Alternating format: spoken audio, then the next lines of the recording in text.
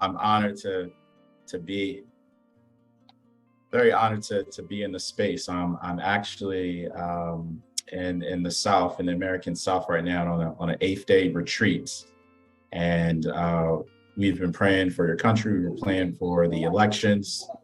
We have lifted you up in heart and prayer as well too. Um, I'm very honored to be in the space. I saw that the title for the meeting was about self-awareness, and I'm a newbie to speech and debate.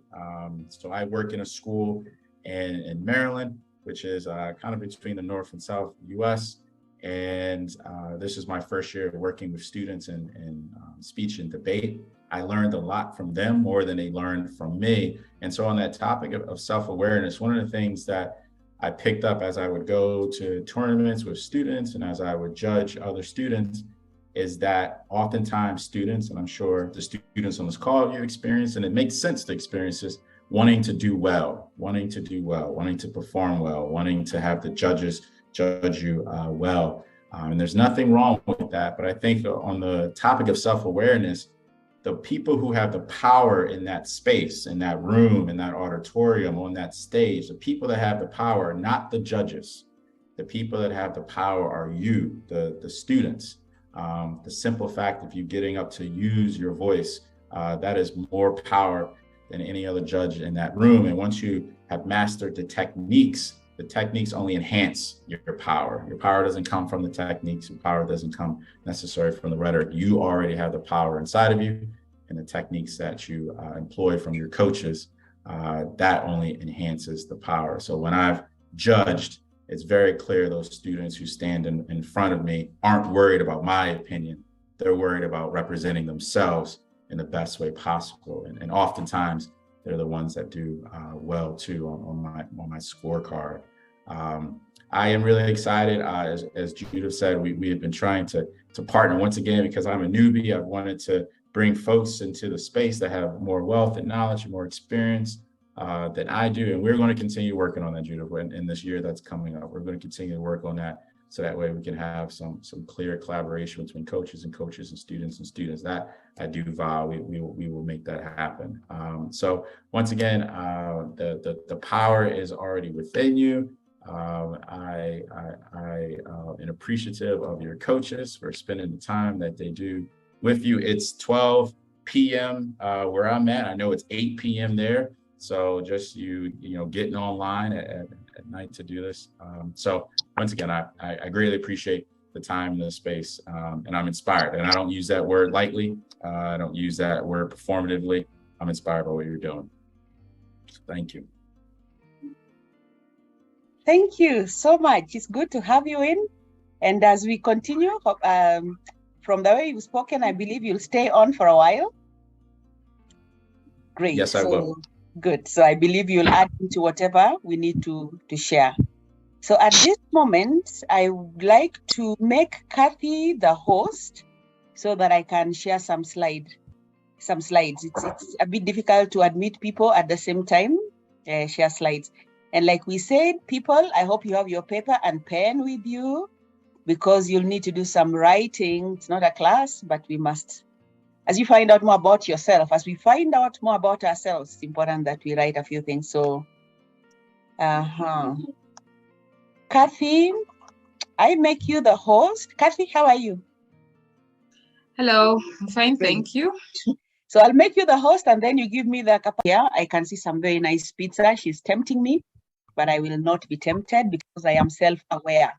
I'm aware of myself. Right, so I look at debating and self-awareness in these two levels. These pictures on the screen make sense to me, and I hope they'll make sense to us. One, self-awareness is like having a very beautiful flower, and you're moving one part after another. You know, one. What are they called? Buds. No, not the buds. They're not leaves. Whatever they are called. You're removing one after another. The petals. Thank you, Antonin. Yes, the petals. Thank you. These are teachers of English. That's why we are together, and students of English. So one after another. And on the other hand, sometimes it can be like an onion. By the way, Justine, in Kenya, we say onion, but we know English, we say onion. And sometimes it can be painful to remove and to discover things about yourself that you may not want to face. But at the same time, we know that when we are cooking, one of the best ingredients that we can use are the onions. So for me, that is what self-awareness would be like. Catherine, please feel free to mute people so that we are not interrupted. Okay, on the other hand, good debating skills is like having a piece of cake. You start from the top. I remember we've watched the whole year as our participants have been working with us. You start from the top and you remove the beautiful berries, and as you go to the end, by the time we were through with those discussions, we felt satisfied. And from it, you could actually tell which participants are a bit more aware about themselves than others, especially, as Justin said, as a judge. And also, good debating is like this picture on this other side, having a very nice drink with some beautiful pieces of cake, and you're enjoying yourself together with the people. Because debating is about sharing. We can have, when we come to the meaning of debating, we'll talk more about that. So here are some discussions that we can do on the chat, and I hope Kathy can read for us a few answers. What are the signs that a person has no or little self-awareness? And what are the dangers likely to be faced by people who lack self-awareness? Since this is interactive, kindly type one or two things in the chats. I can see four chats, for something showing me that there are 4 chats already. I'm not sure what's there. But Kathy, read a few if somebody can type. 1, the signs that a person has no or little self-awareness. And what are the dangers likely to be faced by those who lack self-awareness? I give us 1 minute to think about that.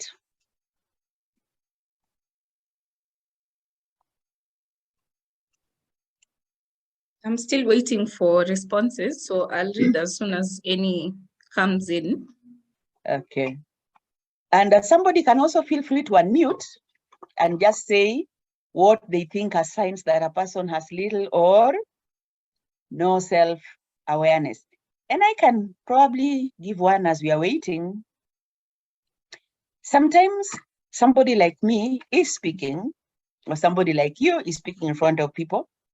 And at some point, we feel a part of our body. Amondi, I'll give you a chance. You feel a part of your body itching, this particular part. And without much thought, you put your hand and you start, and you're not aware, I'm not aware that the people who are watching me are getting offended. I have a response. Go ahead. No, you can finish. I just wanted you to I'm know actually that I don't want to talk more about it because probably people are having their supper. Oh, Yeah. okay.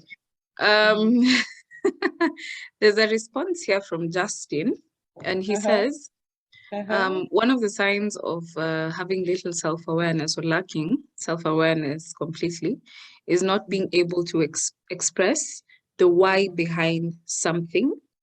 Number 2, the dangers are having a lack of direction. I think he's answering both questions. And then we have a response from Jonathan Nganga, who says, self-awareness is like self-conscious. And then Sumaya says, someone who lacks self-awareness is being controlled by their friends and follows other people's opinions. And then Isaac Mwangi says, I think one who moves or follows the current. I tell you, and we know that good fish does not follow the current, it goes against the current. I saw Amondi's hand up. Amondi, do you want to say something? Perhaps she does. Maybe she's put her hand down. All right, so that is giving us direction on where we are going. I think Amondi wants to speak because she's unmuted herself. Go ahead. Yes, Amondi, your hand is up. Go ahead. Okay, I wanted to say I wanted to say that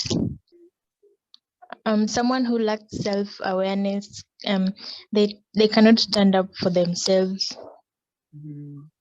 Very true. And we'll come into details as we are talking about that, as I hope all of us get a chance to reflect on who we are, including people of my age and people who are much younger. All of us at some point are affected or have to reflect. So there's this picture I borrowed it from a certain seminar I went through, and I found it very, very helpful. It's about a gas tank, and it's saying all of us have a gas tank. For some of us, when you wake up in the morning, you have goals, you set up goals, and you know for sure you will fulfill your goals. But as the days go by, or as the day goes by, a lot of things start happening. Maybe you did an exam, you didn't do very well as you expected, or some work was added and now you're feeling so stressed, or somebody says something and your gas tank, my gas tank started going low and low and low. And the serotonin that keeps us high up, that hormone, starts, okay, then adrenaline sets in and we're excited. Like right now, probably most of us are excited to join the call and all that. But as time goes by, one or two things starts causing anxiety. We just start feeling anxious. It could be because we are simply tired or something, a message has come in. And before long, we feel a little bit depressed.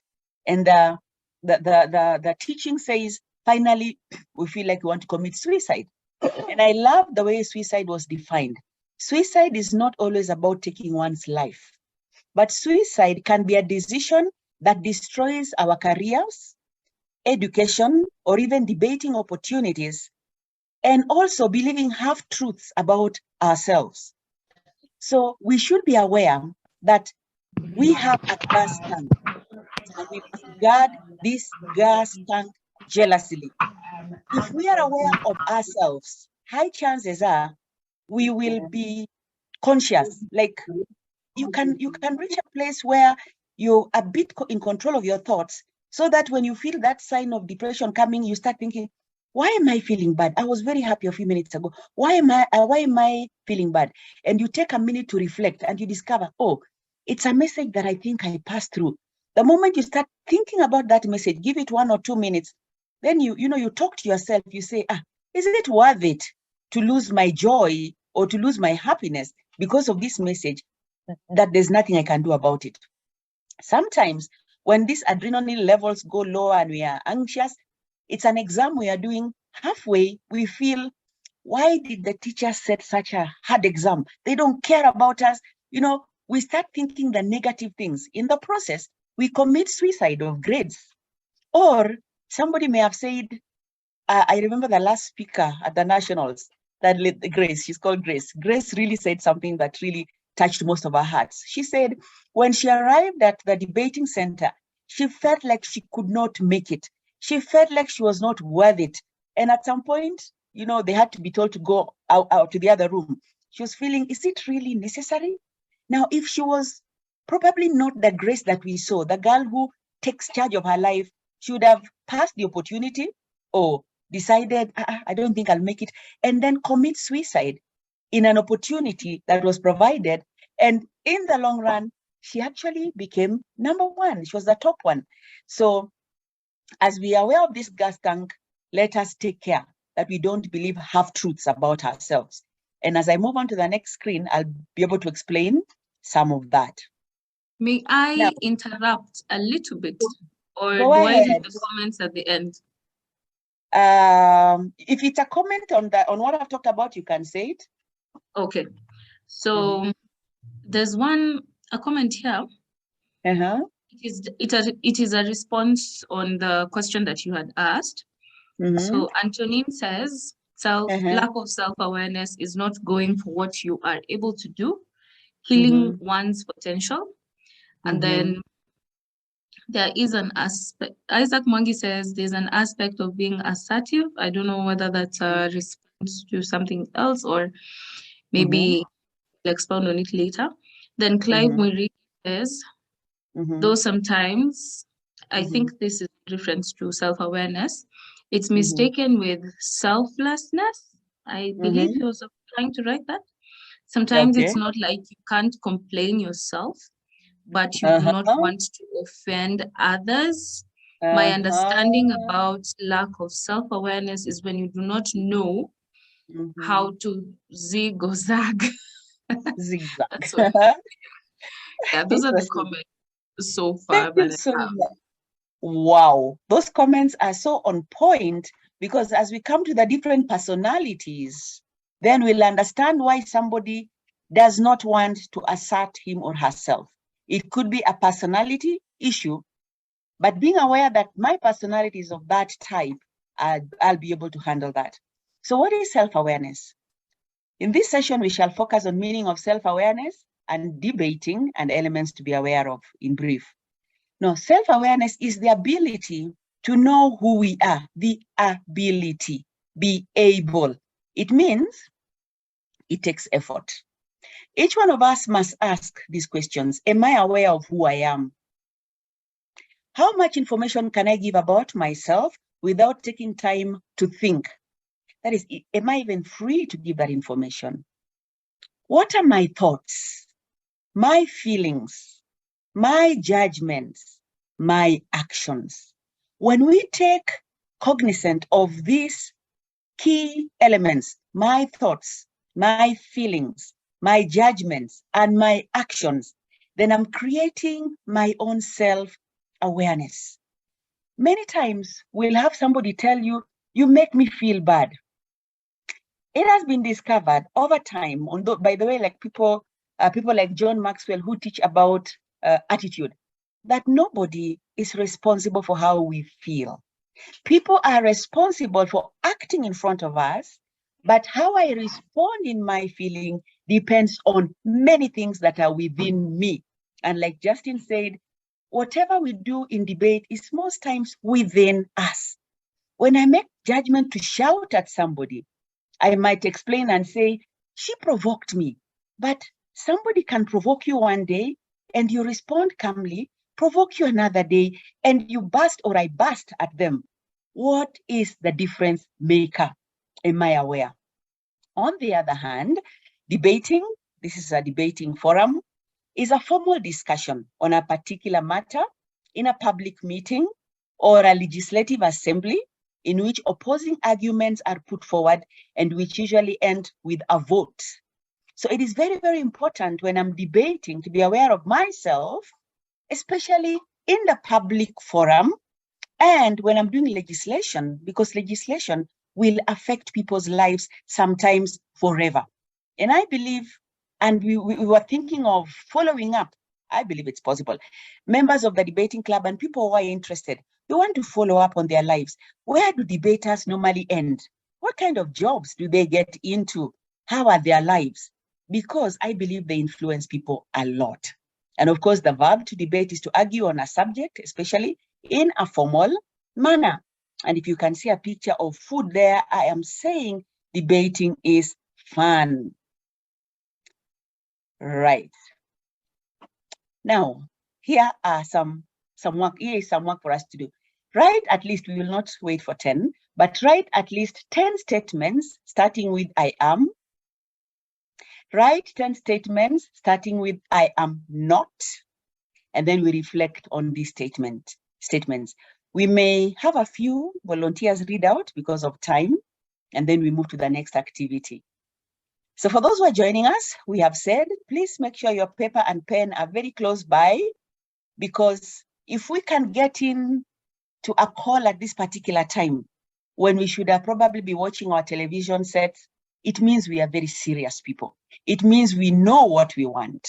It means we have a very high level of self-awareness. So it would be in vain for us to sit here and it just be PowerPoint presentation and we live. My desire would be by the end of it, somebody will discover something in their own lives that can get better. So as I'm talking, I'm asking us to write at least 10 statements starting with I am, and then 10 statements starting with I am not. Or you'll just share maybe one or two because of time. And Kathy, at this time, if there's anything on the chat, you can share as we wait for. There's one comment, sorry to cut you short. Yes. Self-awareness, Grace Gathua says, self-awareness is affected by the people around you. Short self-awareness is affected by exposure. That's the last I have on self-awareness. Okay. I really like the direction of this discussion. I'm glad. I'm glad for that. That is encouraging. You see, you're encouraging the speaker, you're encouraging us here. And probably Kathy, starting with you. Yeah. Starting with one statement, right? At least statement starting with you. So let me start with myself, then you go. Okay. I am a lover of nature. That much I know. I am not lazy. I can agree with that. Thank you. Say something about yourself as we are waiting. Yeah. Like I said, I like the direction of the discussion. And over the last few months, I have discovered that I am a patient person. I am a patient person. That is one for me. The second statement should begin with, I am not. I am not a confrontational person. I respond, I don't react. That's so important, Kathy. That last statement you have made, I love it because we will meet it up ahead. We will meet it up ahead. Okay. Anyone more person who would like to share? Maybe if you want to share, I just would like to see maybe you raising your hand, and then I'll be able to ask you to unmute, and then you can perhaps share with us, or if you want to in the chat. I can see someone has posted. Isaac Mwangi says, I am a very generous person.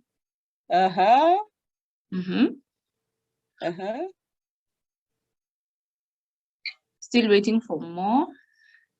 Okay. Now, as we are writing these statements, whether you say it loudly or not, it is important that you speak it out to yourself. It is important that you speak it out to yourself. The good book says, out of the tongue is the power of life and death. Just the way people speak into your life and make you who you are, make me who I am. When I speak back to me, it makes me who I am. And hence, to people like Isaac Mwangi, among others on this call, who probably have what we call testimonies, we normally give testimonies. And once you've given a testimony, when you face a challenge, you start thinking, oh, remember I said this. How will I now rescind, act differently? So it is important that we affirm ourselves with statements of who we are and who we are not. I hope we are taking that. Some people I know are screenshotting, which is still okay, you are allowed. And as we are doing that, I've just done what I talked about earlier, okay? I want to move to the next one. Again, it's activity. Volunteer, sorry for that. Complete a rating in the personal assessment sheet below by cycling a number that best describe you in your own view. So note, because I'm moving to the next slide for this one, note 5 is a strong positive as per the ability, while 1 is on the negative. So assess yourself starting now. So on one end, 1, I am impatient or you are impatient. 5, I am patient. Rate yourself. And since nobody is probably going to look at what you're doing, be genuine with yourself. When we are genuine and honest with ourselves, we will change. And change that comes from within you and me is the change that lasts. Change that comes because somebody has forced it will only stay as long as that person is present. And so somebody is still wondering, how is this related to debating? We are going there. We are going there very, very fast. Yes, Amondi? So I don't get it. There's so many 1s and 2s and 3s. Good. I like the fact that you have the courage to inquire. That is part of strong self-awareness. Because on the other hand, you'd have just kept quiet and said, let that slide pass. So what is happening, Amondi, is this. You look at your life and you say, are you patient or you are impatient? How do you rate yourself in a scale of 1 to 5? 5 being that you are patient, 1 being that you are impatient. You are studying yourself on the inside. This one, nobody probably needs to tell you. Just look at how you handle issues. So that will apply to also number 2. Am I an active listener? Like when somebody is speaking, do I listen? And if I listen well, or am I passive hearing? Or this one is active listening on the other side, 1. And passive hearing is 5. In other words, which should be which? Passive hearing should be, this one is a bit interesting. But if you're an active listener, then you should have 5 as your highest. As your highest.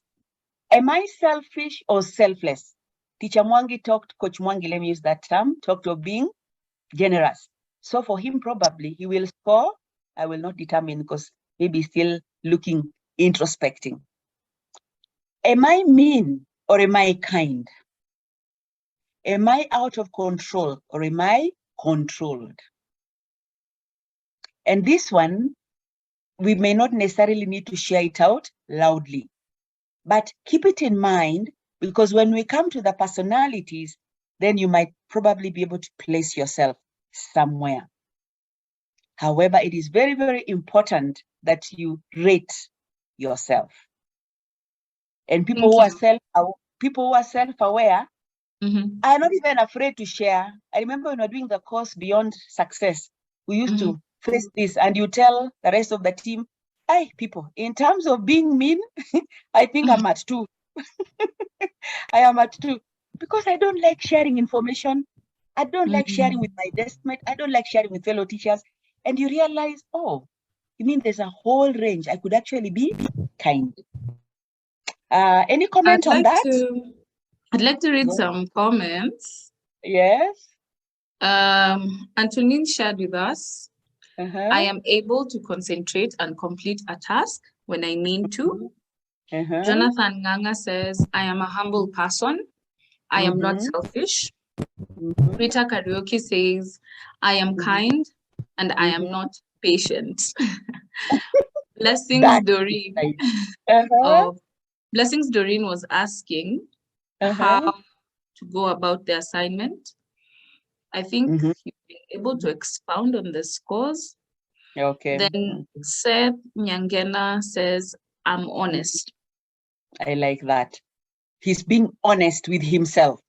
And let me tell you, the moment you say such a statement like I am honest, and you heard yourself saying I am honest, and somebody comes and asks for a bribe, the words honest starts knocking at your door. You said you are honest. Are you going to compromise your principles? You see, you may be tempted, we are human, but the truth of the matter is what you have said will govern how you react. Now, let me move on. Now, here is another thing I want us to do. We said today it's not just being taught, it's about ourselves. Remember your childhood. Remember your childhood and recall beliefs that you gained from important people in your life based on what they used to tell you. Remember your childhood and recall beliefs that you gained from most important people in your life based on what they used to tell you. Number 2, list 3 important people in your life and match to the beliefs they passed on to you. You realize this one needs us to have a whole day to do this, eh? But in short, just remember your childhood and recall beliefs that you gained from important people in your life based on what they used to tell you. And then because you have a paper and pen where you are, list these people, these 3 important people. They could be a parent, a teacher, a friend, somebody, a stranger you just met. It's very important. As you do that, I can share one experience. When I was in class 5, I used to love English. And I remember writing a composition one day. And you know how you struggle to use vocabulary? And I used the word obstinate. And my teacher, who later became the principal of that school, was so excited. And I got a tick. And I was congratulated for writing obstinate as a vocabulary. I never forgot that word. And from then on, I decided I would be looking for one vocabulary here and there to put in my English compositions. Now my students were on call. Is it a wonder then that I'm a teacher of English? The teacher's words formed who I am. The teacher's words formed who I am.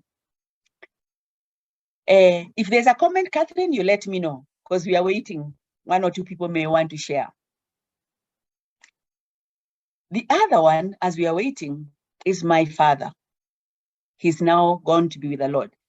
My father used to read our letters. Those days, there were no short texts, SMS. You wrote letters home and they took 3 weeks to reach. And my father would take our letters. He would read and respond to the need, but he will also do corrections. That may sound painful for some people. So when I was getting married, after I got married, I went back to visit him. He gave me my file with my report forms and my letters. But even before then, he would always show me the letters I wrote and try and correct my English. I do not know whether it was intentional. I don't know. My father apparently also loved literature, and he had a shelf. And he kept all the literature books there, Chinua Achebe, all those kinds of books. Whenever I was bored, I would read those books. Was it possible that consciously or unconsciously he was preparing me to be a teacher of English? Kathy, any comments? Yes, there's some in the chat.